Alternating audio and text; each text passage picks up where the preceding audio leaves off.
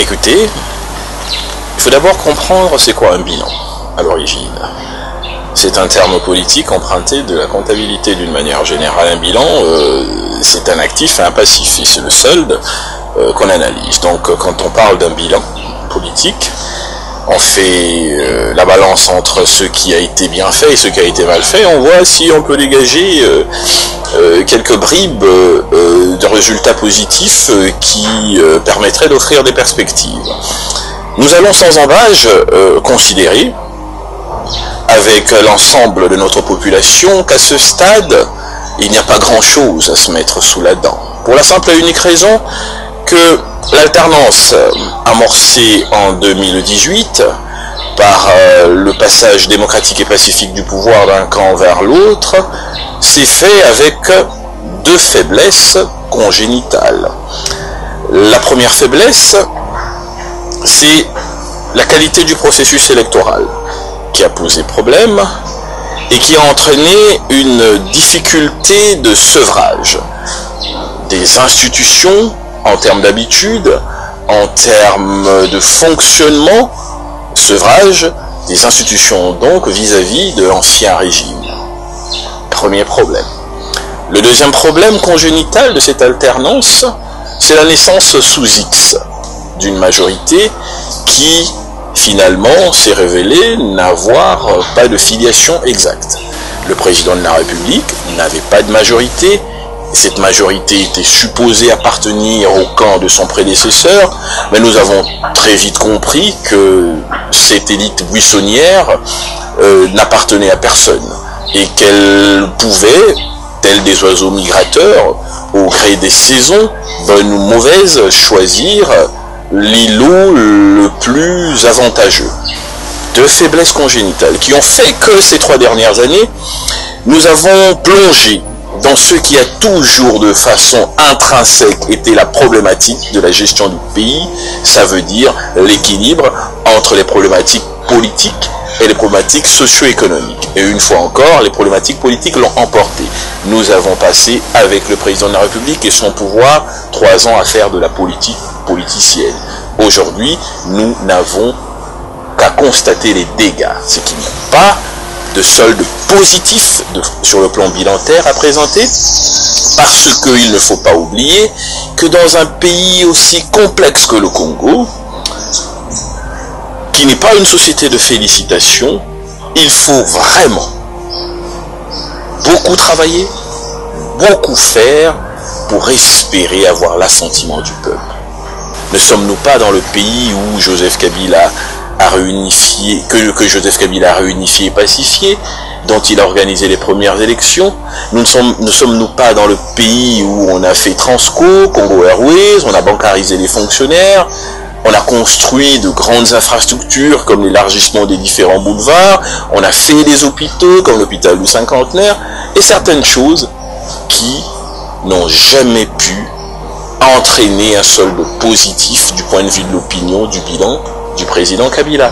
À plus forte raison, comment pourriez-vous espérer qu'avec le temps perdu dans la politique politicienne, comme ça a été le cas ces 3 dernières années, que nous pourrions avoir quelque chose de tangible à présenter au peuple? En tant que politique, je prends le nous d'importance tout en sachant que je ne suis pas un acteur partie prenante. Je suis un acteur du centre et je fais une analyse impartiale. Il n'y a pas à ce stade, et il ne faut pas que ceux qui ont pour mission de sublimer le confort psychique et psychologique du chef de l'État viennent mentir. Si nous n'amorçons pas un revirement paradigmatique, nous aurons eu un mandat de perdu dans la politique politicienne. La conviction qui est la nôtre, c'est que le courage que le président de la République avait eu en refusant le bicéphalisme au sommet de l'État n'a pas été abouti, parce qu'il s'est arrêté en chemin. Le vrai courage qui aurait été porteur du véritable revirement paradigmatique et de l'ancrage de notre pays dans un nouveau cycle politique, sociale et économique, ça aurait été de considérer que cette faiblesse congénitale de la Constitution pouvait être corrigée à travers, à ce moment-là, la dissolution du Parlement pour travailler sur l'émergence d'une majorité consciente de sa mission en totale osmose avec les projets, les mots de campagne du président de la République. Ce courage, nous ne l'avons pas eu au Congo. Le président de la République a préféré, certainement conseillé par les adeptes de la pusillanimité politique, de s'enfermer dans le confort de la transhumance. Mais le problème de la transhumance, c'est que si cela peut apporter des victoires politiques, elle n'apporte jamais, alors là jamais, des victoires en termes de gouvernance économique et sociale. Et c'est là où nous en sommes. Conclusion. Le centre pense que si nous ne voulons pas avoir une élection présidentielle dans 1 an ou 2 ans, basée sur la vie privée des acteurs politiques, sur le tribalisme et sur toutes les considérations triviales qui animent le débat politique actuel et qui consacrent l'abaissement du système politique congolais, nous devons prendre le courage de dire les choses telles qu'elles sont. Le bilan n'est pas positif. Le bilan ne rassure pas le peuple congolais quant à la pertinence de l'alternance. Le bilan ne dit pas au peuple congolais qu'ils n'auront plus à payer la rançon sociale de la vacuité de sa classe politique. Qu'est-ce qu'il faut faire? Il faut un remède radical. Notre point de vue de centriste reste inchangé, invariable. Et cela depuis 2017. Nous pensons que 2022 pourrait être, si la famille présidentielle, la famille politique avait le courage de le reconnaître, une année pour une véritable coupure paradigmatique. Pour cela, il faut dissoudre l'Assemblée nationale et amorcer dans le même temps une révision constitutionnelle par référendum. Pour en finir avec le quinquennat et passer au septennat, pour en finir avec l'élection au suffrage indirect pour la présidentielle et passer au suffrage indirect, pour renforcer le processus de décentralisation et pour adapter notre constitution à l'évolution de la société congolaise et aux impératifs présents. Ne l'oublions pas, la constitution actuelle est une constitution des belligérants qui répondait à un objectif simple, c'était finir la guerre en réunissant le Congo, en y installant des institutions démocratiques. Cette mission a été accomplie. Aujourd'hui, nous avons besoin d'une constitution qui consacre des impératifs de développement économique et sociaux et qui consolide la démocratie. Ce sont deux objectifs différents. Ce que nous disons aujourd'hui, c'est la proclamation impérieuse et urgente de la 4e République. Nous l'avions dit en 2017, nous le redisons aujourd'hui, c'est un impératif. Si le président de la République fait ça, il aura un bilan politique institutionnel à présenter. Il dira au peuple en 2023 que l'alternance s'est faite de façon sui generis. Il nous a fallu prendre 5 ans pour revoir le logiciel Congo et vous présenter un nouveau pays prêt à décoller. Alors donnez-moi un nouveau mandat, puisqu'on a une nouvelle constitution, puisqu'on a de nouvelles institutions. Avançons ensemble et faisons en sorte que les mots de campagne deviennent des actes de pouvoir. Si nous ne faisons pas cela, sachez-le, il n'y aura pas de bilan. Qu'on ne mente pas au président de la République. Sur le plan des investissements, nous avons passé 3 ans à désinvestir. Et ce n'est pas en 2 ans que nous y arriverons. Les tentatives, bien inspirées certainement, qui prennent jour, s'arrêteront en chemin. Parce que dès l'année 2023, s'il n'y a pas cet électrochoc que nous avons proposé, le débat sera totalement pollué et la politique politicienne reprendra à nouveau le pas.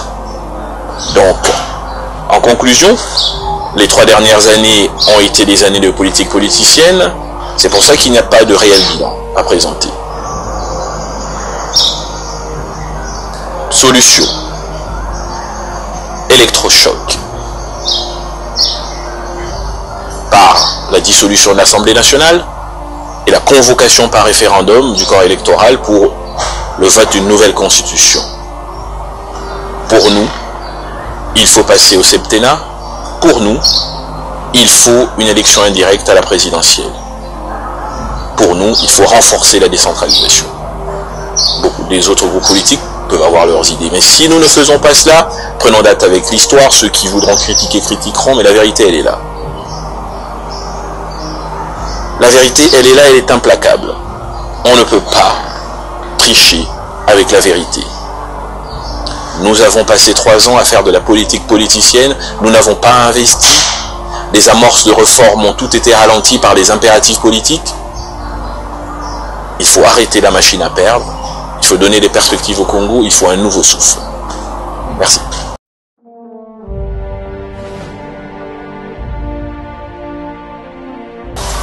Ce qu'il faut comprendre lorsque vous analysez l'évolution des institutions africaines ces 10 dernières années, c'est qu'il y a une succession de coups d'État. Les plus récentes, c'est le cas du Burkina Faso. Avant cela, c'était la Guinée. Avant cela, c'était le Mali. Il y avait eu le Tchad également. Ça veut dire quoi? Ça veut dire qu'en fait, l'Afrique, dans son ensemble, est un continent qui a depuis 60 ans est un continent de l'échec. Nous avons échoué dans tous les challenges qui ont été les nôtres, nous Africains. C'est pour ça qu'en 2022, il n'y a aucune nation africaine qui émarge au compte des pays développés. Aucune. Même les plus prometteuses ne sont pas développées. Alors que, dans le même temps, vous avez eu des évolutions extraordinaires sous d'autres continents. Cela pose le problème de la qualité de l'élite africaine. Sommes-nous une élite à même d'être à la hauteur des enjeux de notre continent? Pour le moment, non.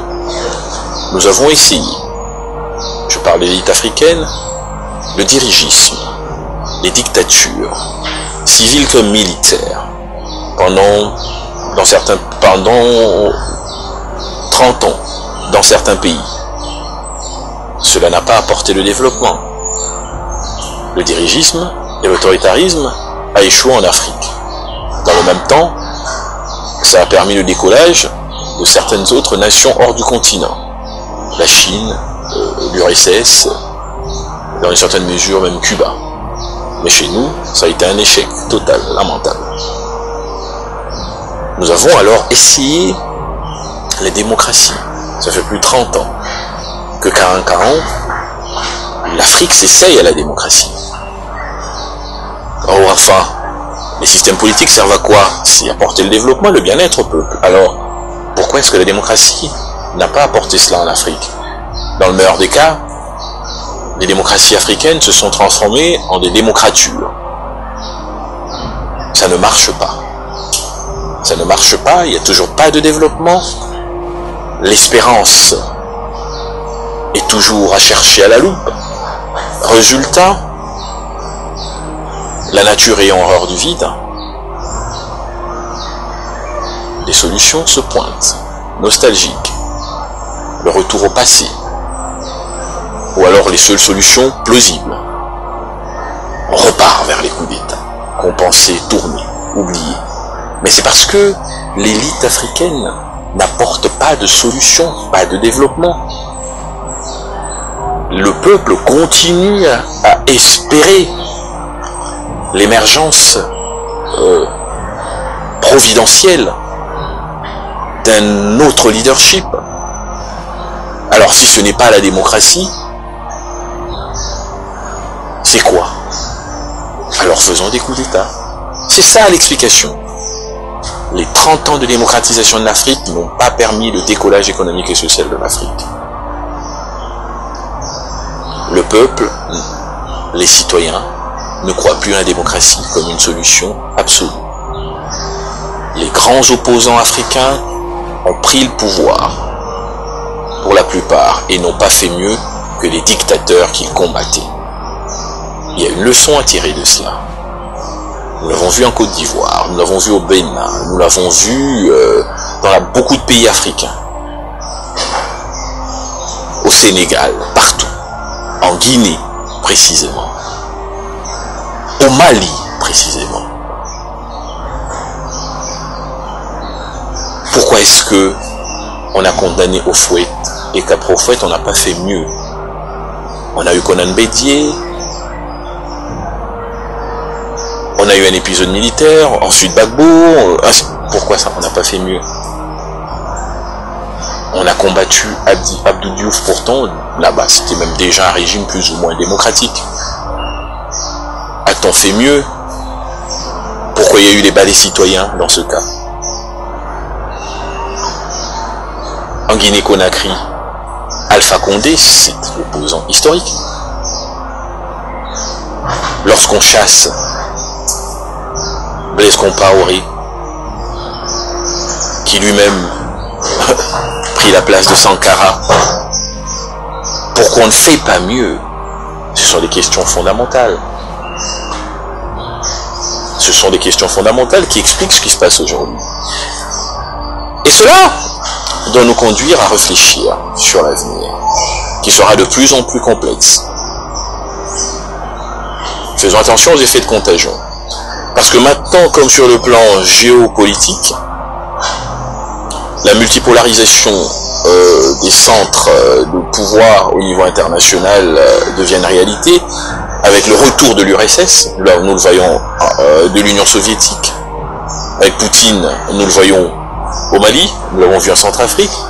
Demain, ne soyez pas étonnés que la Chine, qui est une des grandes puissances émergentes et qui a de gros intérêts dans la révolution énergétique, puisse également décider d'envoyer des troupes. Et cela va complexifier la donne. La seule solution que nous avons pour qu'il n'y ait plus ces questions de coup d'État et ralentir les effets de contagion, c'est des électrochocs. Il faut que l'élite africaine, que les politiques africains comprennent que si le peuple, si les richesses nationales, si l'avenir, si tous ces paramètres ne sont pas mis dans une sauce comestible, on peut tirer sur le temps, mais le problème ressurgiront et aucun pays ne sera à l'abri d'un coup de force.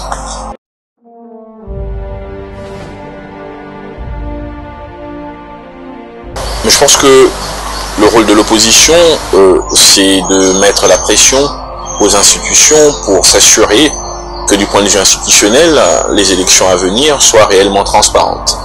C'est une bonne chose.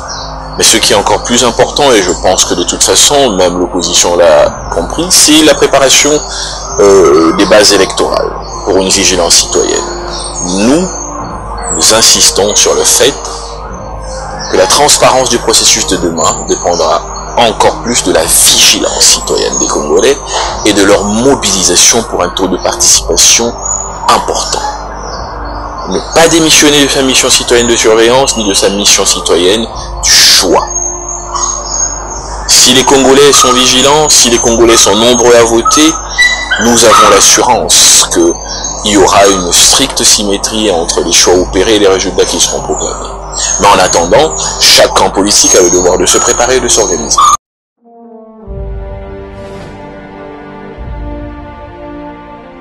Cela rejoint la question du bilan dont on a parlé précédemment. Comment voulez-vous qu'il y ait un bilan défendable, réel, lorsque nous avons 14 provinces qui ne sont pas actuellement administrées. Au terme de notre constitution, il ne peut pas y avoir de développement national s'il n'y a pas de cohérence fonctionnelle entre les provinces et l'État central. Quelle est cette politique de développement que vous pouvez appliquer si vous avez 4 provinces où il n'y a pas de gouverneur effectif, où les institutions sont paralysées? Ça veut dire que nous faisons de la politique politicienne. Il faut dire la vérité au président de la République. Ça ne va pas. La tour d'ivoire doit devenir une tour de verre pour permettre au chef de l'État de voir à travers ce qui se passe autour de lui. Sinon, il va avoir la même surprise désagréable qu'il a eue en allant dans le Kasaï. Nous avons tous suivi sa grande déception de voir à quel point l'acuité des problèmes se présentait à lui. Mais c'est comme ça dans tout le Congo, et encore plus. Parce que ce qu'il faut dire à ceux qui sont autour du chef de l'État, c'est que, au-delà de la communication qu'on peut faire et qui pourrait se résumer à de l'entre-soi, l'action politique doit répondre à une seule question lorsqu'on est au service d'un président de la République. C'est laquelle des questions? C'est est-ce que ce que nous faisons permet à un Congolais lambda n'ayant aucun lien de famille, aucun lien partisan avec le président de la République, de se réveiller ce matin du 23 de décembre 2023 et d'aller dans l'urne et de voter pour le chef de l'État? Si ce que nous faisons amène un oui à cette réponse, que nous faisons bien ce que nous avons à faire. Si ce que nous faisons amène un non à cette question, il faut corriger. Et ce n'est pas en multipliant les affiches, les maquettes, les slogans que cela changera. Nous avons vu tous la tournée du président de la République. Nous avons vu l'expression de la franchise populaire et sa déception à lui. La gratuité de l'enseignement, belle idée inaboutie. Parlez aux Congolais lambda, ils vous diront qu'ils préfèrent payer parce que s'ils ne payent pas, les enfants n'étudient pas bien. Et qui veut que son enfant étudie mal? Nous travaillons pour nos enfants et c'est l'agrégation de cet amour de nos familles qui fait l'amour de la nation. Donc le devoir du politique est un devoir de vérité. Il faut changer les choses. Les provinces ne fonctionnent pas, il ne peut pas y avoir de bilan pour le président de la République. C'est ça la vérité. Si on ne le dit pas, alors on ne travaille pas pour le pays.